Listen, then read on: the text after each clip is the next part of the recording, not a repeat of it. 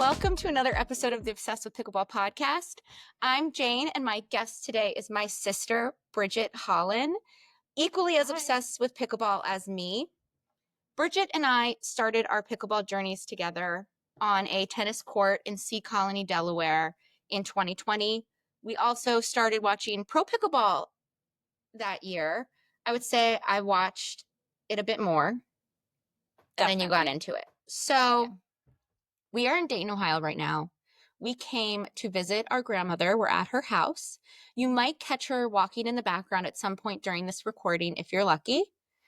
And we also got to go to Major League Pickleball in Columbus. This was Bridget's first Major League Pickleball tournament. Initial reactions. I had a lot of fun. I kind of wish that I was able to go to like an OG MLP tournament. Yep. Because this only had 2 courts and it was a little smaller of a venue, which is fine. I actually kind of like the smaller venues, but there was a lot less excitement than there was for the like an event, format. like when it used to be like a playoff event. Yeah, and I've been to a ton of PPA tournaments, and like I like just constant matches and different. I don't know. Yeah, there just wasn't as much excitement. Yeah. Because you're not leading up to something. Every match doesn't feel like it holds a lot of weight. Even an exciting match, it's still not like, oh, if we lose this, we're knocked out. It's just like, oh, we took a loss. Right. And I wonder if that changes the way the players play.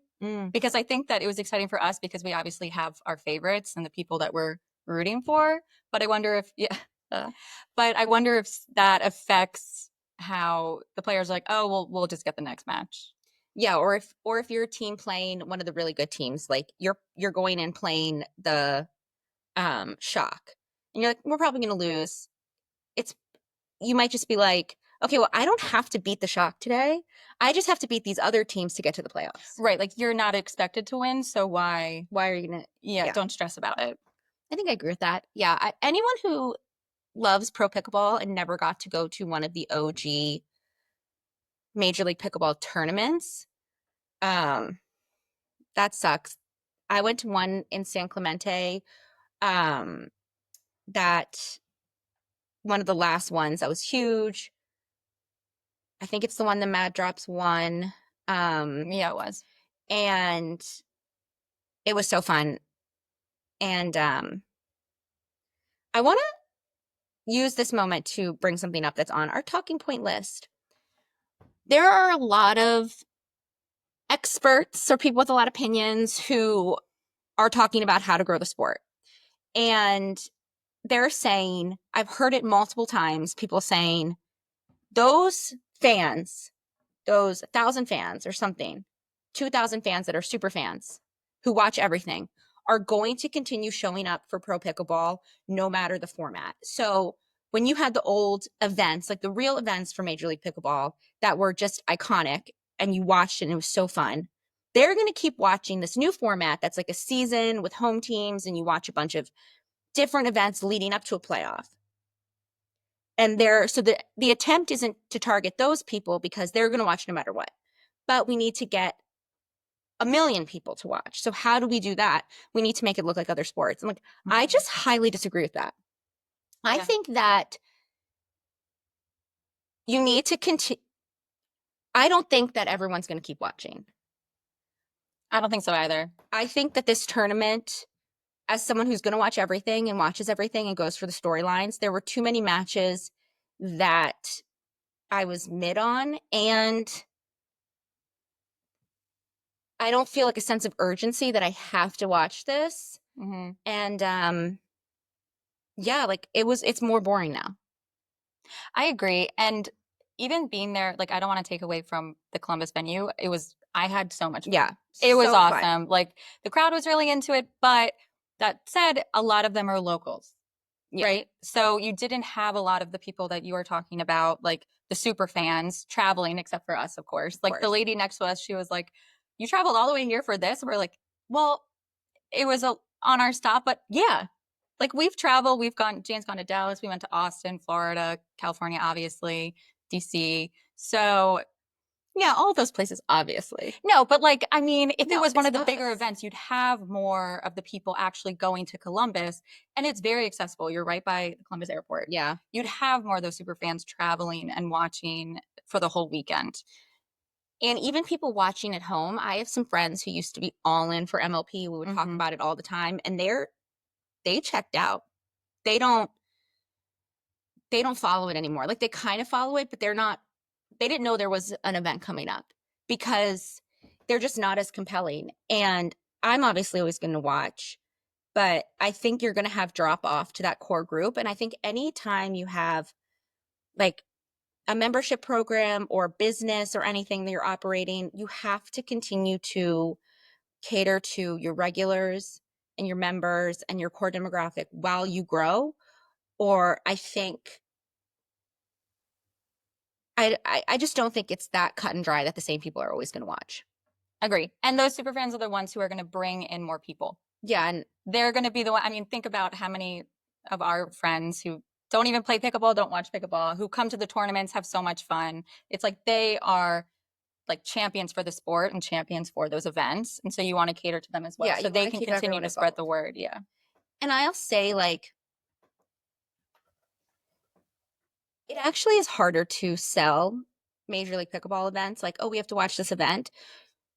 When you're used to watching PPA tournaments, there's a winner at the end of the tournament. Mm-hmm. So when I have people who are like, I'm like, oh, did you see this match? They don't understand the stakes because the stakes don't feel high. So it's actually hard to say like, oh, you need to sit down and watch this whole weekend of pickleball. Where before it was like I had to sit on the couch with multiple cameras on, watching the whole thing, and other people were texting me about it as well. And I do think that I don't think it's simple enough. And, we'll see what happens. We're just going to have to see how it all plays out.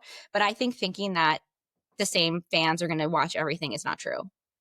Yeah. So today's Sunday. We went to the tournament Friday, the second half of the day, and all day yesterday. Mhm. So we don't have the exact recap of the whole tournament because the gate matches are still being played right now.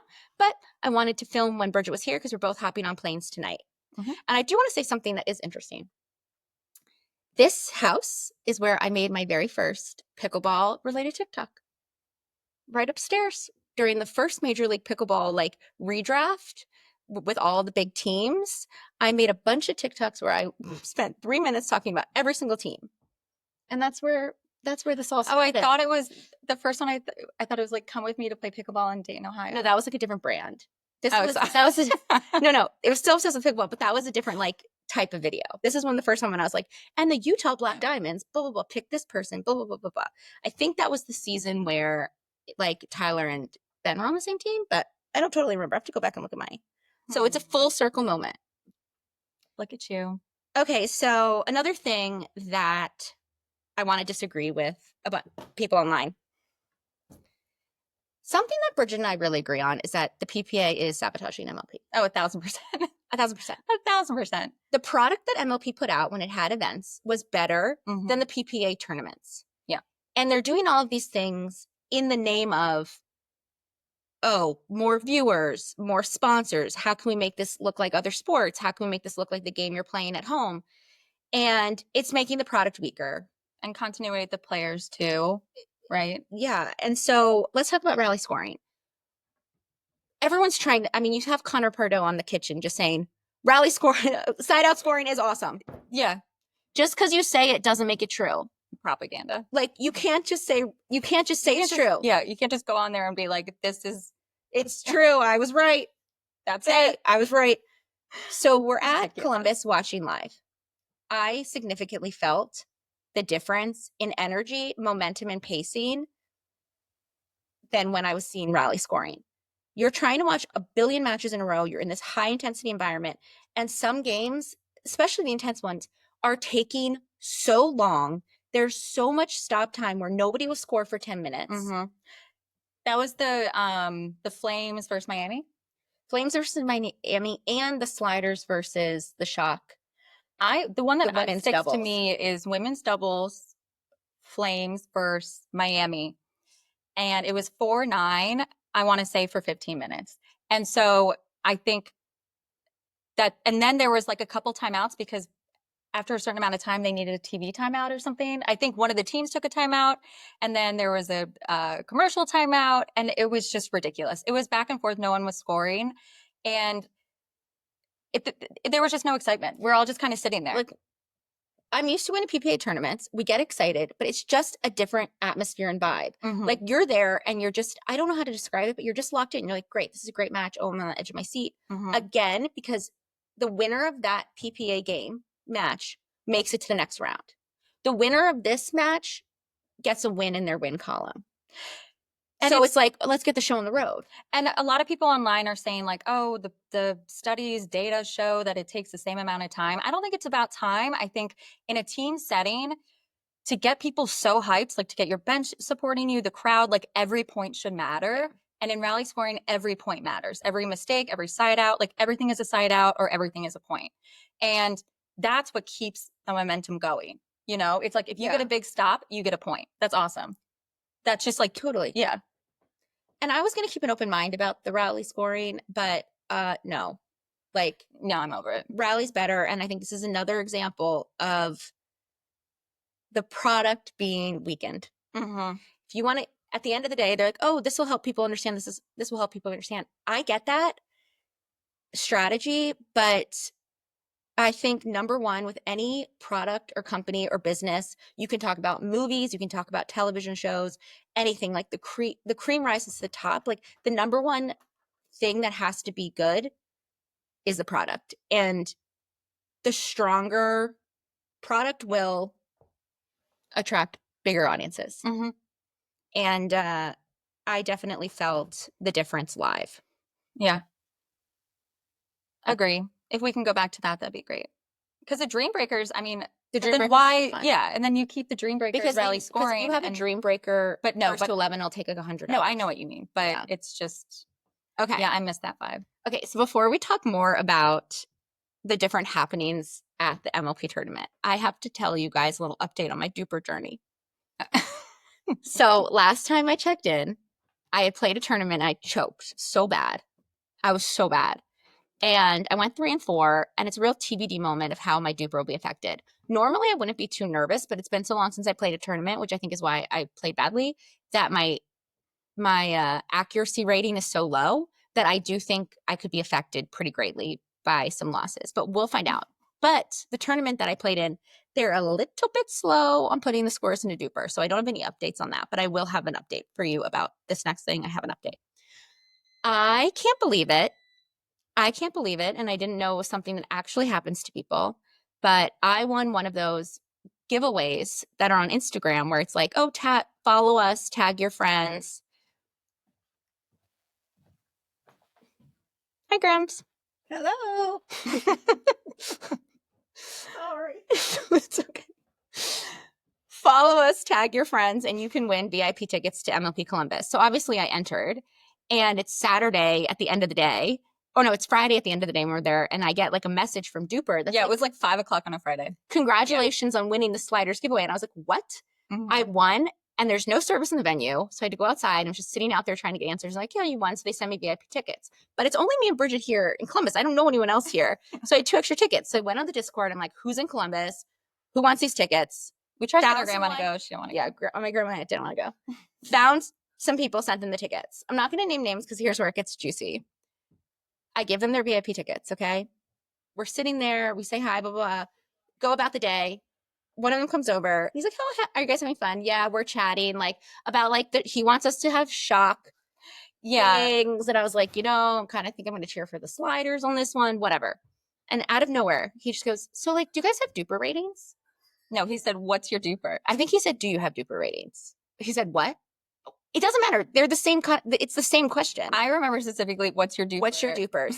Yeah. And I was like, is that I almost a socially died. acceptable question? I was like, what does that have? Like, we're not playing pickleball. We're just what? I was like, what? I have had people ask me my duper like on the court before. Right. When like when if we're you're talking signing about, up like, for something. Maybe they think my duper rating affects my credibility in having opinions about teams. I don't know. But I was laughing Because it was almost like he came over because he like felt obligated to like be your friend. No, like I think he just like, came to be back. nice. I thank you so much for the tickets, which is Right. like fine. To like be polite. But like that was so weird. And this of is what I'm course, saying. This is why I'm doing this duper challenge. and then it's like Jane's just getting trolled. I think he's trolling me. Is he trolling me? Because I was like, well, mine's a 4.5. yeah, I was like, well, yeah. she's like a 4.4 or something, blah, blah. 4.47. Mine's not. And I was like, I just made a video about how I need to get my duper up, so this is like weird timing.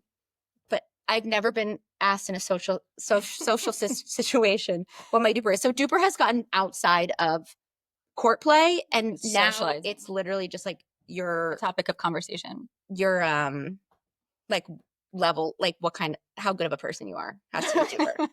Like that was crazy. And I was like, I take back the tickets. Just kidding. Then I gave them 4 for today. Okay. The biggest story of the weekend. Ben and Colin Johns pull out of the tournament halfway through Saturday. The lighting. The lighting was I bad. think that's the biggest scandal. So what happens is they pull out of the tournament after losing to the Atlanta Bouncers.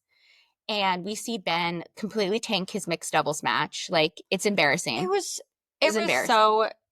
Poor Tammy, like hustling around. He is like running around the court. He's sitting there like yawning. It is so disrespectful to your partner, your team, your sponsors. Like, it is such a bad look. And it's also like, Tammy's playing well. Like, stop making it look like you're too good to play Tammy. Yeah, I actually agree with that. And it's not that she was playing well, but she's out there trying. But I'm saying, like, it's not like they won other matches. Like, you're not a top team, but there are a lot of top players who are on teams that have become not top teams. But don't blame the other people on your team because your coaching staff spent too much money on you.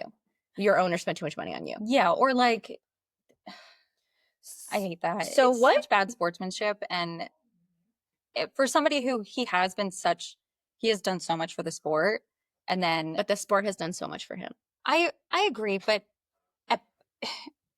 it makes the sport look like a joke, and it's just disrespectful to your team. So what the Johns brothers end up releasing, or Colin does, is that the lighting was not up to par with those standards. UPA standards, yeah. And that Ben has suffered an eye injury when he was young, so it's hard for him to see. And they're saying it's not safe, essentially, to be like in these hands battles with that lighting. Okay, let's break this down. I run an indoor facility. And everyone has an issue with the lights all the time because you're used to playing outside. Naturally, we're used to sunlight.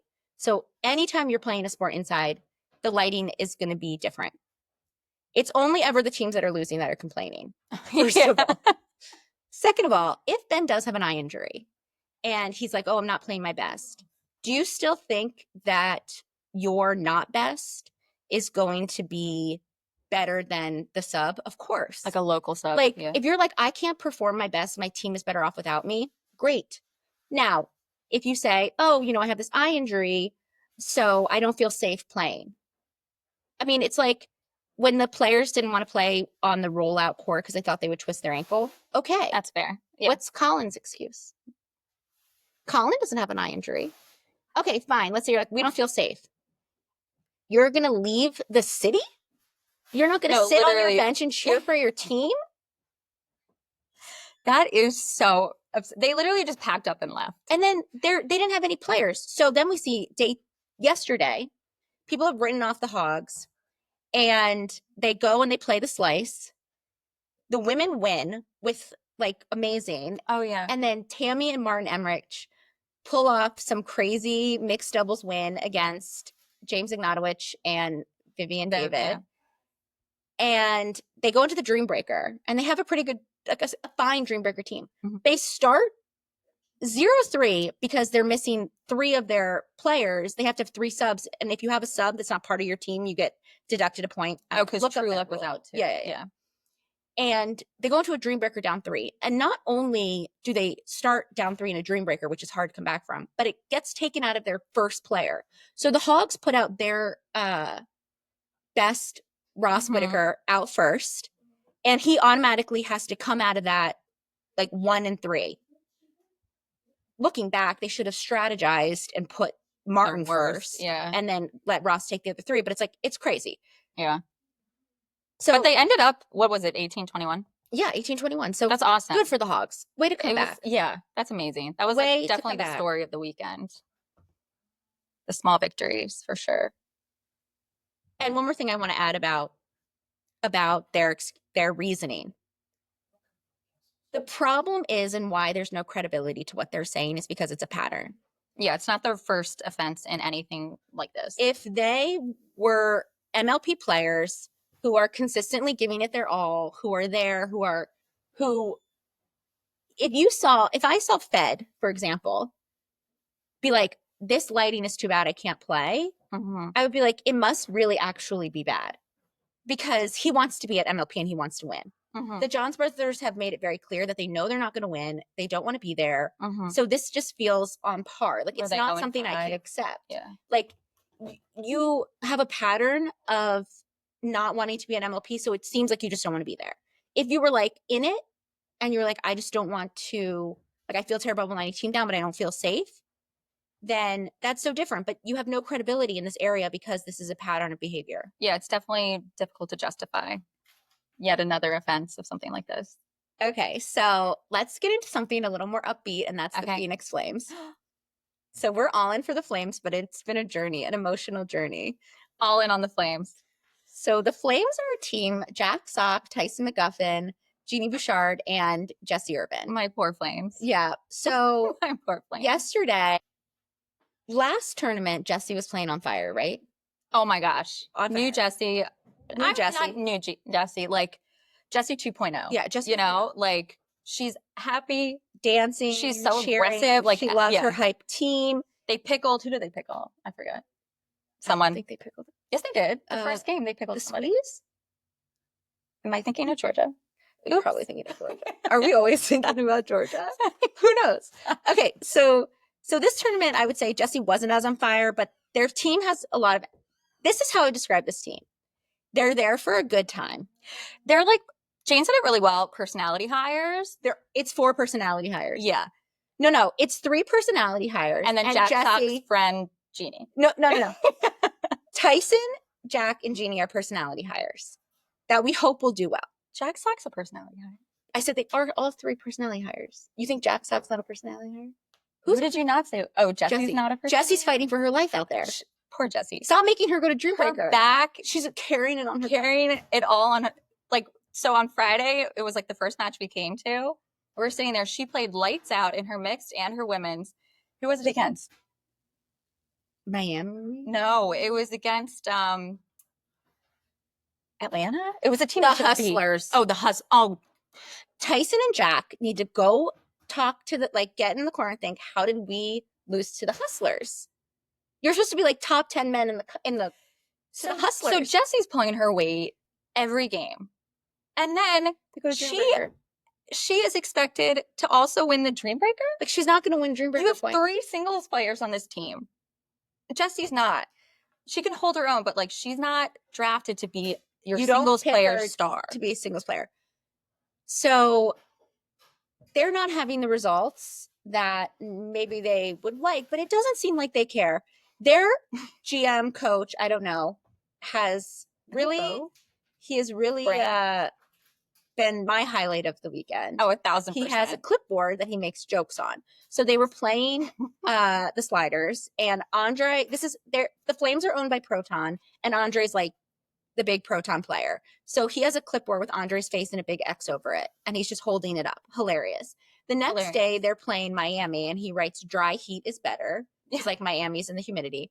Then today he has one that says you must be this tall to play. To ride when they're playing the and like puts it above Hayden's Big head. H's head. Yeah. Dying. Wait, they said another one. He said he had the bar soap and he was like, dirty mouth. Dirty mouth. He's carrying. No, it's gum. Like eat Orbit. Yeah. Hayden's too young. He won't remember those commercials. Do you remember they would have the dirt in their mouth and have to eat Orbit and sparkle? That makes me really sad. Anyway, so he's a star. So I don't think the Flames are worried about it. I think they're like, we're just gonna have a good time, and I they're taking it like I will seriously, but also like not seriously. Like their warm-ups, the videos are just them practicing their huddle wing formation, Yeah. which is incredible. And then after every point, Tyson just does this like shimmy that's become So funny. constant.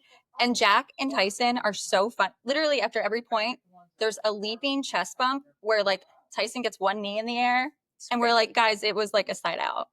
Like, And it's funny too, is that if Jeannie does something good, the bench erupts.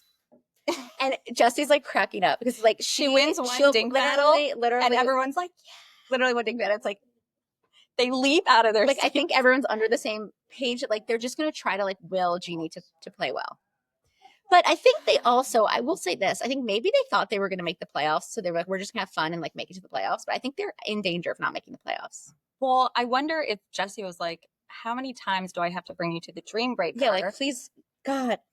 Wait, So because they I think lost- Jack and Jeannie they are lost to 0 it. in a million. They lost to a team. They lost to Miami, and my theory is that Jessie was just like, I can't do another dream breaker. Oh yeah, because she was the first mix. She's like, I can't She's do like, another guys, dream come breaker. I on. can't do it. They also should have, on paper, they should have beat Miami. Yeah, But I mean, Millie Rain and Miami had a the great new girl weekend. Maya Bowie, they They showed had a up. Great They were weekend. awesome. Yeah. Noah and Jay. Well, They had also good vibes. I think also the issue is that Millie, who trains with Georgia Johnson, her forehand dinks probably all day, was dinking with Jeannie Bouchard, and it's not going to work. So It's not gonna work. yeah, but I digress. Okay, we've also become big Squeeze fans this weekend. I bought this hat. So the reason why we're so hype on Squeeze, we like the Squeeze, but now that we're like They're hype like on the Squeeze, Mid, yeah. we were watching them play the sliders when they were being crazy. Sliders. Fed. Well, I think That's it was so good because the Sliders were obviously the home team, so everybody was there cheering for the Sliders. Like they were passing out signs for people to hold. They were doing like coordinated cheers, which is absolutely what you should be doing for a home team. So nobody was cheering for the Squeeze. So and then comes Fed. Well, so the girls, Samantha Parker and Lacey Schneeman, are down to Paris Todd and Leah Jansen They by a were lot. like 8-1, 8-2 7-1 or or something crazy. something. Yeah. And they come back and win. And Fed is crazy. Like So he crazy. is completely Like, unhinged. He is just just wandering around. all of a sudden, like there's a timeout, and I see him coming from like we're right behind the Squeeze bench, and I see him coming from like the right corner of the court. How It's did like, you get over there? what are you doing over there? You were just here. Like, how did he walk around over there? I was like, I thought Yeah. they weren't supposed to go on the court anymore. So they took the Fed rule away does, where you yeah. go on the court before, in between every point. Fed's just like, I don't care about that rule. So he just like is on, just hanging on the court. I don't think that's a rule anymore because Anna Bright goes out there too. They're probably just both breaking the rule. Andre was like Okay. complaining to the ref about one of the calls, and Fed just walks up behind him. Is just like make sure that nothing happens. He's standing like this, like, yeah. Uh-huh. And after every point, like Dylan's cracking up after every point, like just laughing, and Fed's like cheering for them, and it's crazy. Yeah, pasting. They It's end up, amazing. yeah, so they end up winning that match. It was a big win for them. Yeah. And then we go to watch the Squeeze again yesterday, our last match that we watched. And Fed is giving them strategy in between every point. Like Dylan would look to Fed to see like who they should return to. Yeah, Like he's locked in. Yeah. And he'll walk out in between points and talk to Samantha Parker crazy about the return to, or about And I think this about when like even when Dylan should like get in the middle dinks, like Fed is just orchestrating all of it. So yesterday, it was the announcer. They're like, "Oh, Anna Bright is the best captain in the league," and we're like, "Who voted on that?" Because I'd like to get my vote in for Fed. Yeah, I would like. I think we all need to just challenge the status quo with our ideas of who the best captain is. And I think that the Squeeze have like the team chemistry and the intensity, energy, not in a toxic way. Like not some other toxic teams energy, might. just like positive energy. Yeah, positive energy. They're really good sports. Well, Fed's a little wishy-washy. I don't know if But Dylan, I don't know if they're like, yeah, but I mean, they had an interesting call against the Shock, and Fed was like, no. Okay, so against the Shock, or the against the interference, Shock, whatever. someone cheered after like a put away too soon, Yeah, before the put away. and Fed was like distraction when like realistically, like, no, they could have never got that ball back. But he's just like, I don't care. Like, I'm not giving you the match. Well, they do. in the text, like in the rule book, it's it is what it is. But he's not, and yeah. well, they challenged the call. I think the squeeze challenged it, and then, I mean, I could be making this up. I'm pretty sure the squeeze challenged it, and then the shock challenged the distraction call. Or like the squeeze is like they wanted to confirm there was a distraction call, Yeah. and then the shock challenged it and lost the challenge, but then they won the next point. And then Kate Kate Fahey Fahey was worked up. She was worked up. That team, for as much as they're winning and as much as they love each other, I would like them to just chill for a second. Okay, a couple other teams. Miami had a great weekend. They looked did. strong. Yeah. I think that we have our top three teams, the Flash, the Shock, and the Fives, who have kind of like solidified themselves in that spot. But I think below that, there might be more mix-ups in the order than we previously thought. Yeah, I think Noe Cliff is really good for Jay. Yeah, they're good. Like they're very good. stabilizing, and I think they also have really good like vibes within their team. And the new girl, Bowie, is good. Yeah, she's really surprisingly really good. And Miami has really good vibes. I would say, in my mind, the teams with the best vibes are going to be Miami, not counting the Flash, obviously. Well, that's like vibes doesn't. I don't even include that describe in the conversation. Yeah. I would say Miami, Squeeze, Flames, and Bouncers. Like they're here for a good time. I feel like I like Brooklyn too. I think Riley and Deckel, but they're intense. They're not like a good vibe. I'm saying like the teams that are just like we're gonna vibe. Like they're not there to we vibe. lose, we lose. They're not there to vibe. These are the teams that are there to vibe. Sliders took a big hit with CJ being sick. That was tough. This tough tournament. To watch. Yeah, he's a local boy. I think they really, really missed him. Roscoe did well against the worst team. The lesser teams Roscoe played well against, but he was outmatched when they played better teams. Yeah. I thought Leia played really well this tournament. I think she was trying to carry the team on her back. I think Paris didn't play her best. I think she had some allergies because she was like sniffling a lot. I think the excitement of the crowd also got to her because she was playing. We were saying like she sped way too much up. Yeah. She kept speeding up the dinks. Really, she's one of the best dinkers in the game, and I really don't like that they don't stack. I don't like. Yeah. I really don't like that they don't play on the left. Absolutely, and Paris, only switch it if they need to. Yeah, Paris does her best on the right side for sure. And I always think with stacking, like I think it's important for women to be able to play both sides because you can get messed up when you're unwinding the stack. But I think if you can choose sides for offense, you get into more of a rhythm and you can get plays. People say like, oh, it gives the opponents a different look. And maybe that is true. But you see these better teams whenever like when Catherine and Anna Lee would switch or when Anna Bright and Rachel Rohrbacher would switch. Once they started playing the better teams and the games would get close, they would stack. So just stack the whole time. So my issue with Leia and Paris is that they got stuck.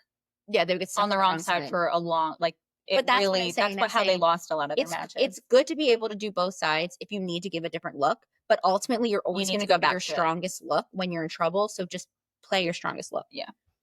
Okay. The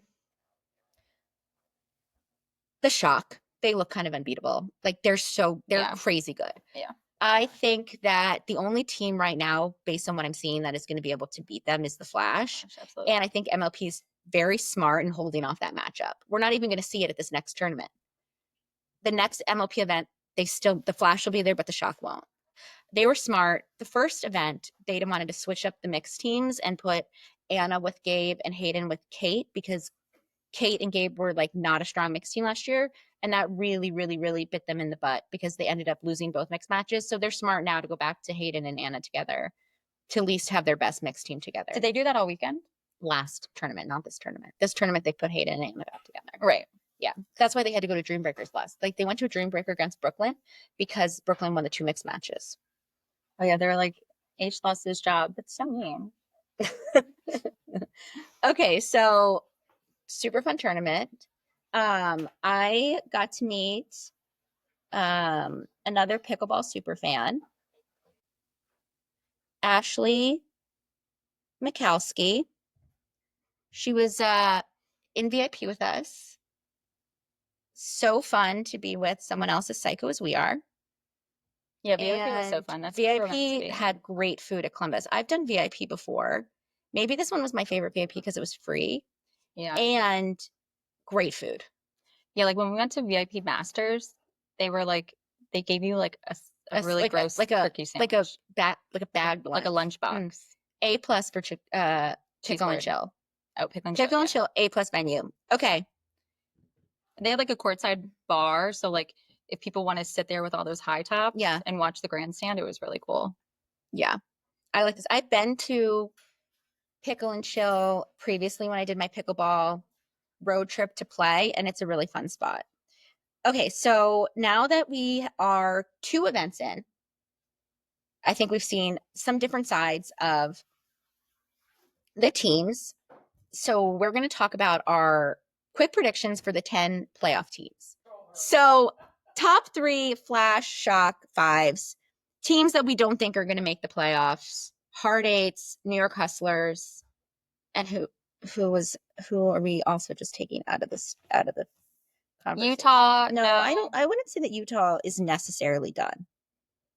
I think that for sure. I think New York Hustlers and SoCal Hard Eight are donezo. Now the Hustlers just beat the Flames. Oh, well, the Hogs are done. So Hogs are out.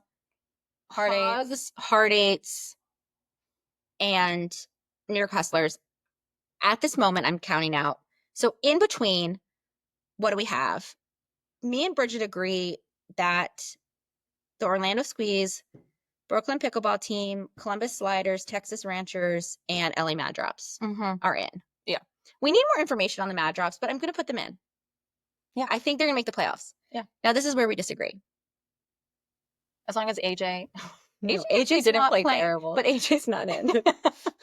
Like when AJ played well. He's just like not clutch. When he played, who did he play against? Annalee. And after the point in the Dream Breaker, he like threw his paddle. He's like, that is funny. He's not a singles player. He's not a young guy. Yeah.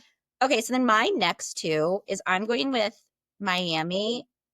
I'm going Miami Flames. Okay, and I'm going Slice and Bouncers. Here's my thinking on this. Bouncers. I'm all in on the Bouncers. They have the best vibes. I think that Vivian Glossman and Victoria DiMuzio are going to get better playing together, and that they have high ceilings for the season. So they did. They beat the Squeeze, right? The women beat the Squeeze yesterday. Yeah. So they beat Lacey and Samantha Parker, but I don't think the men are strong enough on that team. Then I'm going with the Slice. Now, I need to see more of the Slice, but I think they have growing potential. I don't think Vivian David is playing to her ceiling right now. I think last year she had a bad year, but I think she can get better. And I think that I'm still have my fingers crossed that James Ignatowicz is going to have his big comeback year. And that Max Freeman is going to be everything I've been told he's going to be. And I think they're going to squeeze in. I think they're going to squeeze by and make it to the playoffs in like that number 10 spot. So what is your... I will say, like, to your point there, like Callie, didn't she win? What did she get, silver or gold? In PPA? With Anna? Yeah. They got... When they beat Annalee and Callie. I think they... I don't... Got silver? No, they beat them in like... In the semis. The quarters. Oh, in the quarters. So I don't even know if they got any medals. They definitely got a medal. I don't know. Maybe at least bronze. But she had a big weekend. She beat it. I'm almost positive. There's potential for... So she's... I'm saying that they could sneak into the playoffs. I'm not saying that I think they're going to go far in the playoffs, but I'm saying that they can sneak in. And I am all in on the Flames. Like, they had a bad weekend. Columbus wasn't... It was the lighting, maybe. Columbus wasn't their venue, but... Jeannie's on her way up. Jeannie can only go up. Honestly, I'm going to let Jeannie off the hook and say that, like, Jack Sock needs to play better. Oh, 1,000%. No, Jack, like, there's no excuse he was like drafted 4th in the first auction draft. Come on, Jack. He's not winning any hands battles. Come on, Jack. He's not winning any hands battles. He's not getting singles at the line. points. Yeah. Okay. Yeah, he's not getting singles points. But I think they could sneak in too. I agree with you, but I think they might hit the 11th spot for me. And then you're all in for Miami. And Miami. Yeah, absolutely. I really like Noe and Jay together. And Millie, I think everybody just constantly sleeps on her. I do think she gets slept on for sure. For sure. And she played really well this weekend. So I'm going to say, yeah, Miami on that 10th spot. Okay, so those are our predictions going into the rest of the season. We have to wrap this up because it's time for dinner here at the Holland House. Yeah. Follow me on Instagram, Obsessed with Pickleball Pod, and TikTok, Obsessed with Pickleball Pod. Like and subscribe to this podcast on YouTube and Spotify. Do you have anything to add before we wrap up? Not really. Go Flash. Go Go Squeeze. Go Flames. Oh, okay. Till the next one. Bye.